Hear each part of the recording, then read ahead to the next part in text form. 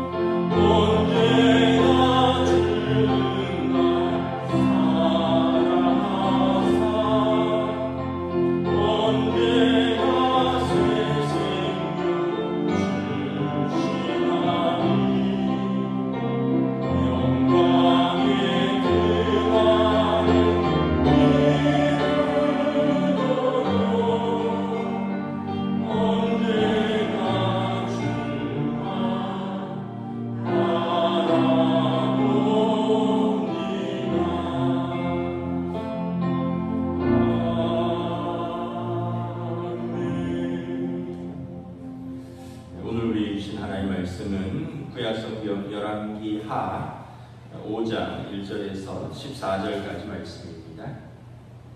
열왕기하 5장 1절에서 14절까지 말씀입니다. 구약성경 567페이지입니다. 구약성경 567페이지 열왕기하 5장 1절에서 14절입니다. 다 찾으신 줄 알고 저와 여러분들이 한 절씩 교도하겠습니다. 아람 왕의 군대 장관 나아만은 그의 주인 앞에서 크고 존귀한 자니 이는 여호와께서 전에 그에게 아람을 구원하게 하셨음이라. 그는 큰 용사이나 나병 환자더라.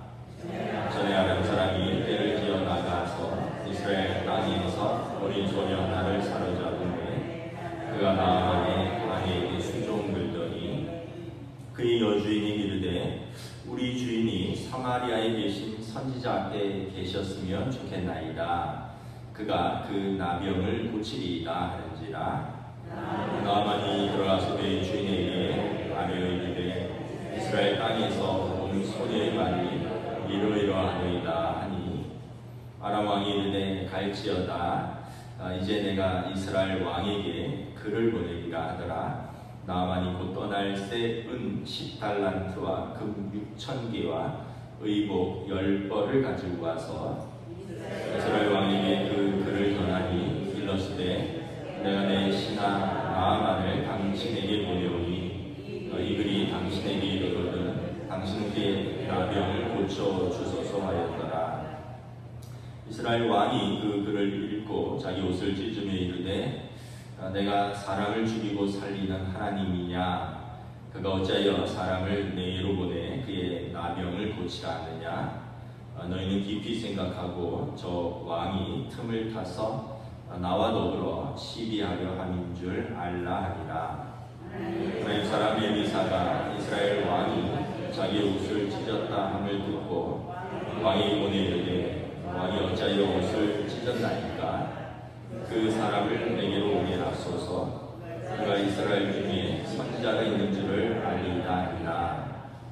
나아만이 이에 말들과 병거들을 거느리고 이르러 엘리사의 집 문에 서니 엘리사가 사자를 그에게 보내 이르되 너는 가서 요단강에 몸을 7번 씻으라. 내 살이 회복되어 깨끗하리라 하는지라. 나아만이 노하여 물러가며 이르되 내 생각에는 그가 내게로 나와 서서 그의 하나님 여호와의 이름을 부르고 그의 손을 그 부위에 흔들어 나병을 고칠까 하였도다.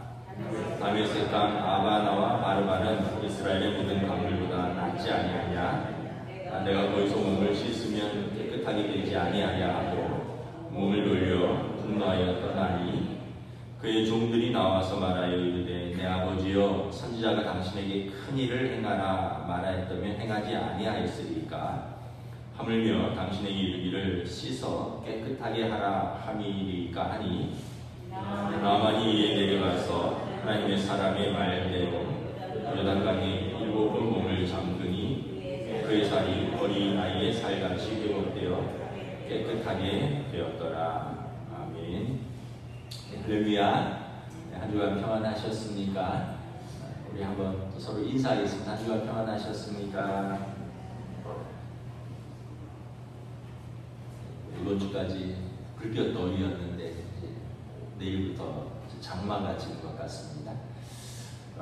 우리가 이제 주일 설교를 하나님의 은혜 시리즈를 설교하고 있는데 오늘 토요 새벽 기도 본문이 마침 그 은혜 시리즈랑 맞는 것 같습니다. 순종하는 자에게 주시는 하나님의 은혜라고 제가 제목을 지어봤습니다.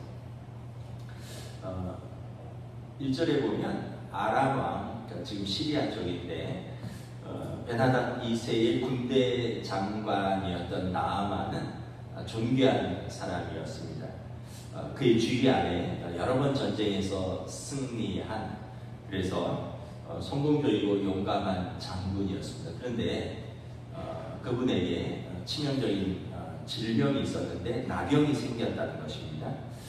그 당시는 치료법이 따로 없었고 그래서 상태가 서서히 악화되어서 환자가 죽게 되는데 일반적으로 나병 환자는 격리되어서 이제 공동체랑 격리되어서 이제 그들끼리 따로 살도록 수용되었는데, 아마 나아만 장군은 존귀한 자니까 따로 격리되었다기보다는 집에서 격리되어서 뭐 여러 가지 치료 방법을 알아보았는데 뭐 백약이 무효였던 것 같습니다. 그 나아만은 굉장히 이제 낙심하였죠.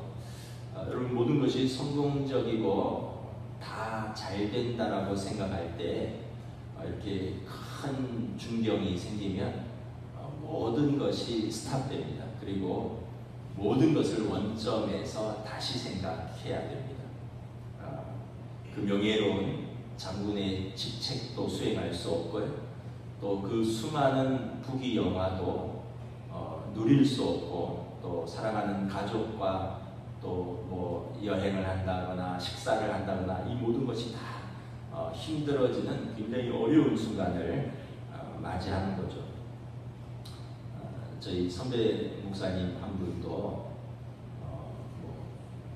꽤 큰 교회를 목회하셨는데 최근 한 2달 전에 폐암 말기로 진단을 받아서 갑자기 호흡이 차고 이래갖고, 그래서 지금 교회에서 안식년을 받아서 모든 걸 지금 스탑한 채 뭐 이제 어디 시골에 그 수양관 같은 데 들어가서 이제 요양하면서 병원 치료만 받고 있는데, 뭐 항암 치료를 받으니까 힘도 없고 아무것도 할 수 있는 게 없다.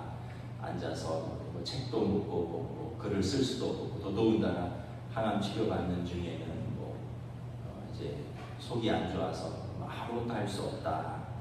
그래서 우리가 그런 말이 있죠. 돈을 잃으면 조금 잃는 것이요, 명예를 잃으면 많이 잃는 것이고, 건강을 잃으면 모든 것을 잃는 것이다.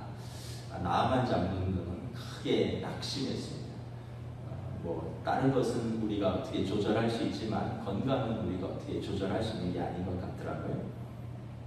그 집에 한 여종이 있었는데 그 여종은 히브리 여종이었습니다. 아마 전쟁 중에 잡혀가서 그 여주인의 수종을 드는 여종으로 있었는데, 그 여종이 자기 주인의 병이 심한 것을 보고 여주인에게 이렇게 말합니다. 우리 고향 사마리아에는 하나님의 선지자가 계신데 혹시 그라면 주인의 질병을 고칠 수 있을지도 모르겠습니다. 나아만 장군은 왕에게 이제 자신의 치유 가능성을 보고했고, 아람 왕은 믿음직하고 충실한 총사령관을 구하기 위해서 그가 깨끗하게 될 수 있다는 소식에 모든 지원을 아끼지 않겠다고 약속합니다. 그리고 아람 왕은 북이스라엘의 요람 왕에게 친히 친서를 씁니다. 자신의 충성스러운 신하 나아만 장군이 큰 병이 들었는데 당신의 나라의 선지자가 이를 고칠 수 있다 하니 내가 그를 많은 돈과 또 선물과 함께 보내니 그를 치료하여 달라. 그리고 나아만이 이제 그 은 10달란트, 금 600세겔 10벌의 옷을 선물로 가지고 요람 왕을 방문합니다. 이게 어마어마한 돈입니다. 왜냐하면 성경에 한 달란트 비유가 있잖아요. 한 달란트, 뭐 2달란트 뭐 이런 비유가 있는데 제가 그때 성경을 보면서 기억하기를 금 한 달란트는 노동자 6천일 이치의 그 일당입니다. 그러니까 한 데나리온이 이제 노동자 하루 품삯인데 금 한 달란트는 6천 데나리온이거든요. 그러니까 여기는 이제 은이지만 은 10달란트, 금 600세겔, 10벌에 오시니까 어마어마한 돈을 가지고 이제 치료를 하러 가는 겁니다. 여러분, 그 중병이 걸리면 정말 요즘은 조금 그래도 그 건강보험이라든가 우리나라가 정말 혜택이 좋은 거죠. 그래도 예전에는 이렇게 뭐 병에 걸리면 집안이 같이 망한다라는 정도로 거의 엄청난 돈이 들었었습니다. 그리고 가족들은 또 그걸 선택을 해야 되는 어려운 결정, 집을 팔아서라도 병을 고칠 것인가, 확신도 없는데 이런 어려운 결정을 해야 되는 그런 순간을 맞이하는 거고, 뭐 지금은 뭐 괜찮아서 제가 말씀을 드리는데, 저희 어머니가 3년 전에 코로나 백신을 맞고 쓰러졌어요. 그래서 분당 서울대병원으로 이송이 돼서 이렇게 정기 검진을 하는데, 백신 후유증인 줄 알았는데 한 일주일간 뭐 거의 뭐 혼수 상태 가까이도 오고 이러면서 쭉 검사를 했는데 폐암 말기로 판정을 받았습니다. 그런데 수술을 할 수 없는 그런 단계다, 열 수가 없다. 그리고 저희는 백신 후유증이 돼서 조금 잘 안정되고 나오면 나을 줄 알았는데 뭐 폐암 말기라니까 온 가족이 너무 놀랐죠. 그래서 이제 치료를 받는데 다행히 조금 좋아져서 퇴원을 할 무렵에 의사가 그런 얘기를 하는 거예요. 조직 검사를 해보니 암인데 이 표적 치료를 합시다. 문제는 뭐냐면 보통 치료는 건강보험이 적용되기 때문에 한 월 50만 원 정도인데 표적 치료는 월 600만 원 든다는 거예요. 어떻게 하겠습니까? 근데 아버지가 어머니랑 같이 의사한테 있는데 그 아버지 보고 선택하라는 거예요. 그 어머니가 옆에 계신데 아버지가 어떻게 하겠어요? 그러니까 아버지가 집을 팔아서라도 나을 수 있다면 해야죠. 그리고 월 600만 원짜리 그 무슨 수입 약인데 그 표적 치료를 하기로 했어요. 그래서 이제 뭐 저희들은 뭐 어떻게 어떤 결정을 할 수도 없죠. 그거는 온전히 아버지와 어머니가 결정을 하는 건데, 여러분 생각해보세요. 월 600만 원이면 1년이면 7,200이고요. 2년만 하면 아버지 사시는 집을 다 날아가는 거고, 뭐 좀 더 지나면 이제 완전히 집안이 이제 빈털터리가 되는 건데, 그 안에 나오면 다행인데, 근데 그 표적 치료가 너무 부작용이 심해갖고 그 약을 먹고 오히려 응급실에 들어가서 뭐 또 죽느니 사느니 하다가 어머니가 결단을 내렸죠. 표적 치료 안 하겠다. 약 안 먹고 그냥 뭐 하나님 하시는 대로 결정을 하겠다. 그래서 이제 그 너무 부작용이 심해서 뭐 호흡 곤란이 오고 뭐 몸이 붓고 뭐 아무것도 못해서 결국은 이제 표적 치료를 중단을 했어요. 근데 다행히 암이 자라지를 않아서 지금까지 건강을 하시고, 오히려 그 이후에는 아무런 치료도 하지 않습니다. 어떤 약도 먹지 않습니다. 그냥 6개월에 한 번씩 건강검진만 가시는데 그냥 그 암이 자라지 않고 그대로 있다. 그런데 우리가 이제 하도 증세가 없어서 오진이 아닌가 뭐 이런 생각도 하는데, 뭐 오진이면 감사하고 뭐 그걸 오진을 밝히려고 분당 서울대병원에서 그렇다는데 뭐 따로 뭐 세브란스 가서 또 검사할 이유도 없고 그냥 그렇게 해서 그냥 잘 지내고 있습니다.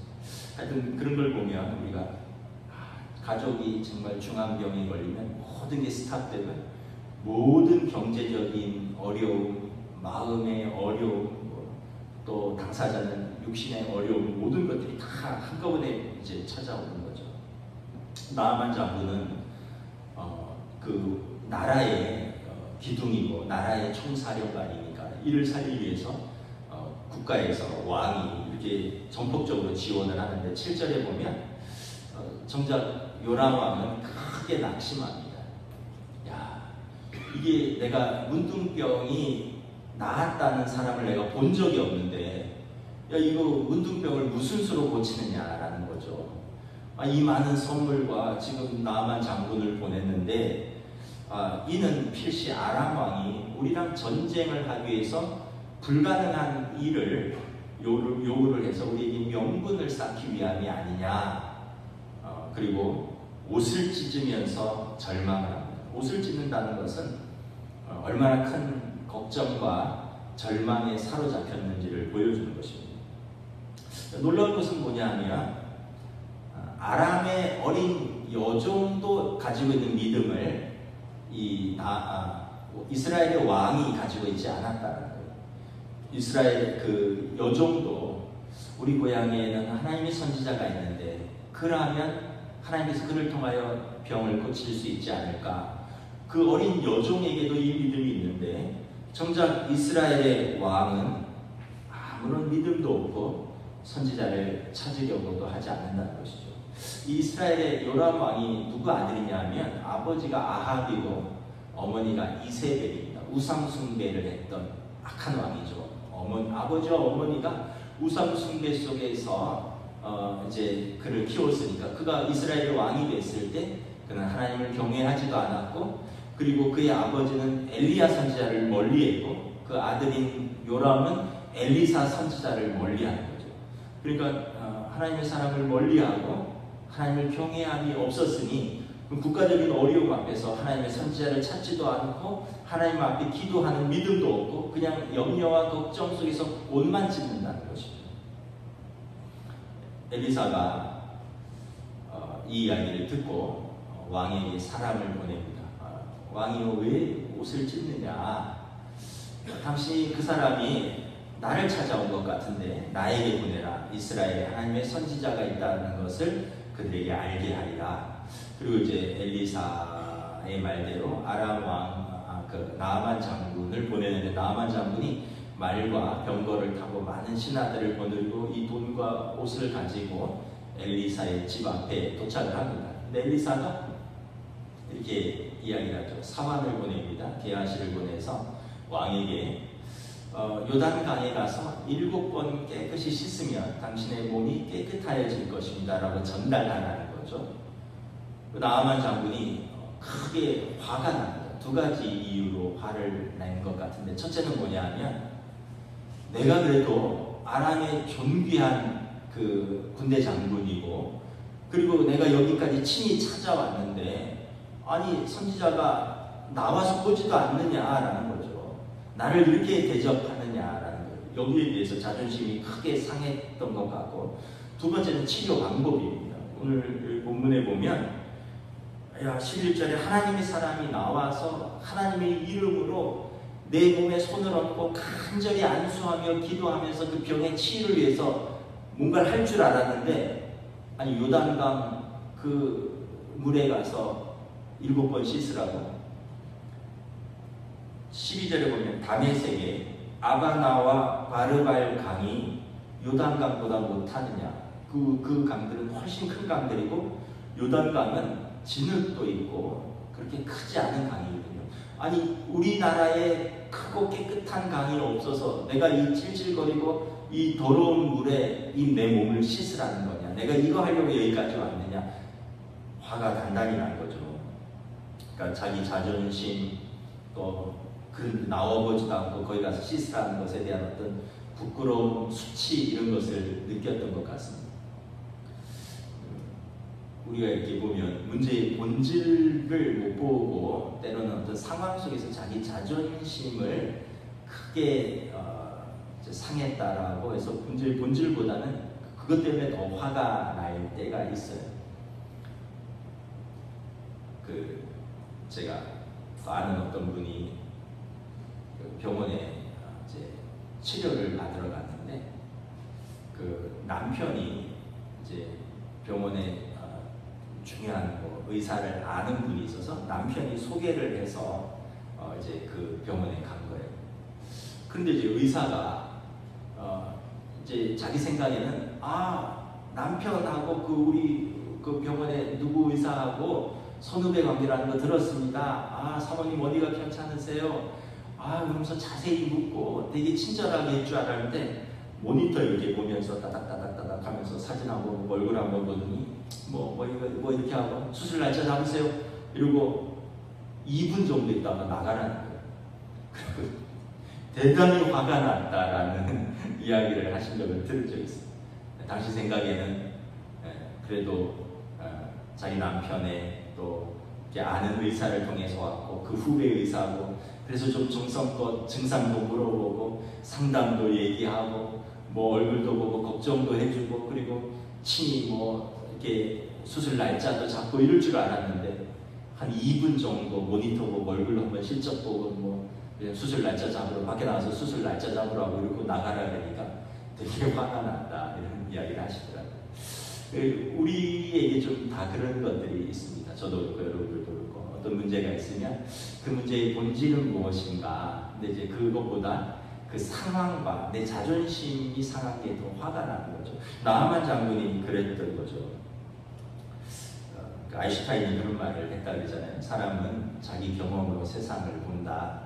근데 세상은 그 사람의 경험으로 만들어지지 않았다. 우리가 우리의 어떤 경험과 우리 생각을 내려놓아야 됩니다. 더 중요할 때일수록, 더 중요한 것일수록 우리 생각과 우리 경험보다 이 문제의 본질이 무엇이고 또 우리에게 하나님께서 원하시는 것은 무엇인가를 이렇게 생각을 해봐야 되는 거죠. 근데 나만 장군의 종들은 주인과 같이 생각하지 않았습니다. 사람들은 자기 문제가 아니다 보니까 좀 더 객관적으로 사사롭게 생각한 게 아니라 상황을 볼 수 있었고 그래서 주인에게 이렇게 권면합니다. 13절에 보면 그의 종들이 나와서 말하이르되 내 아버지여 선지자가 당신에게 큰 일을 행하라 말하였더라면 행하지 아니하였으리까 하물며 당신에게 이르기를 씻어 깨끗하게 하라 함이니까. 그러니까 장군이시여 만약에 선지자가 당신에게 더 큰 일, 무슨 예를 들어서 불로서 치료한다든지 어떤 쓴 약으로 치료한다든지 하다못해 무슨 몸을 가르고 수술을 한다든지 하여래도 그것도 병이 낫기 위해서라면 하지 않겠느냐. 그런데 단지 강에 내려가서 몸 씻으라 그러는데 그거 안 하시겠습니까? 나하만 장군이 그렇구나. 내가 병이 날아온 것이지 내가 이걸 뭘 못하겠느냐. 그래서 14절에 보면 나하만이 이에 내려가서 하나님의 사람의 말대로 요단강에 7번 몸을 잠그니 그의 살이 어린아이의 살같이 회복되어 깨끗하게 되었더라. 마치 여리고 성 무너지는 것 같죠. 이렇게 7번 이렇게 돌고. 사실 엘리사가 직접 한 것도 없고요. 하나님께서 엘리사를 통해서 이스라엘에는 하나님이 살아계시고 하나님의 선지자가 있음을 선포하기 위해서 나하만의 질병을 치유해 주신 사건인 것입니다. 그리고 나하만의 순종이 하나님의 뜻과 그리고 이 북이스라엘의 하나님을 경외하지 않는 왕, 암울하고 어두운 영적인 그 시대에 하나님께서 살아계심을 이방인을 통해서 보여주신 놀라운 사건인데 여기에 나하만의 순종이 결합되어서 하나님께서 그의 병을 고치신 사건이죠. 그래서 순종하는 자에게 하나님께서 은혜를 부어주신다. 제가 이것도 몇 번 말씀드렸는데 제 마음에 좀 와닿아서 말씀을 드립니다. 뜻도 모르고 억지로 순종해도 30배 열매가 있고 뜻은 아는데 억지로 순종하면 60배 열매가 있고 뜻도 알고 기쁨으로 순종하면 100배의 열매가 있다. 제가 전에 섬기던 담임 목사님이 저한테 해주신 말씀입니다. 물론 이제 성도들에게 하신 말씀이죠. 우리가 하나님의 말씀에 대해서 때로는 부모님 말씀도 그렇고요. 우리 모든 인생에서 우리가 순종이 왜 중요하냐? 힘들어요. 순종이 왜 힘듭니까? 자기 자아를 꺾는 것이거든요. 내 뜻과 내 경험을 꺾는 것이기 때문에 자기 자아를 꺾는 것이 힘든데 그럼에도 불구하고 내 자아를 꺾고 뜻도 모르고 그러나 그것이 또 옳기 때문에 또는 선생님 말씀이기 때문에 부모님 말씀이기 때문에 하나님 말씀이기 때문에 힘들기도 하고 뜻도 모르지만 순종하면 30배 열매가 있다는 거예요. 그런데 뜻은 알아요.